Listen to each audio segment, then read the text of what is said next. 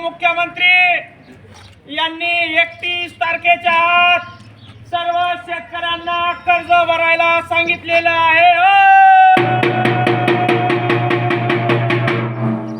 आपल्या शेतीमालाला भाव नाही, आपल्याला कर्जमाफी नाही, आपल्याला पीक विमा नाही, मात्र 31 तारखेच्या आत सर्व शेतकऱ्यांनी कर्ज भरून द्यायचं आहे।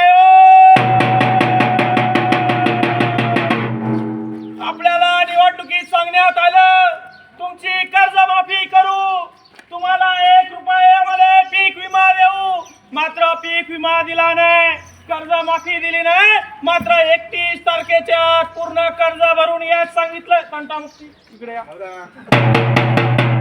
तुम्ही सरकार आहे आणि या ठिकाणी केंद्राच्या सरकारनं मागच्या 4 दिवसापूर्वी खासदाराच्या पगारामध्ये 24% वाढ केलाय। 24% वाढ म्हणजे 1 लाखाला 24,000 रुपये आता खासदाराला जास्त मिळणार आहे। अण्णा, खासदाराला 1 लाखाला 24,000 रुपये वाढवले, कशाला माहितीये का? कशाला म्हणा?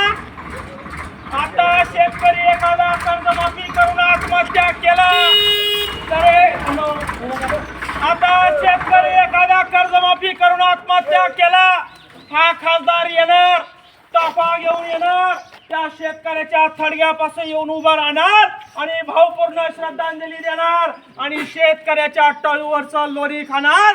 त्यासाठी खासदारांना 24,000 रुपये पगार वाढवून देणार। आणि पगार कसा वाढवला तात्या? या वर्षी निर्णय घेतलाय 4 दिवसापूर्वी, आणि पगार कधीपासून वाढवणार आहे माहितीये का? मागच्या 2 वर्षापासून तो पगार लागू करणार आहे, पेन्शन बी लागू करणार आहे, भत्ता बी लागू करणार आहे। शेतकऱ्याच्या मालाला भाव नाही, शेतकऱ्याच्या कापसाला भाव नाही, शेतकऱ्याच्या मक्याला भाव नाही, आणि हा हरामखोर अजित पवार म्हणतो 31 तारखेच्या शेतकऱ्यांनी कर्ज भरा म्हणतो।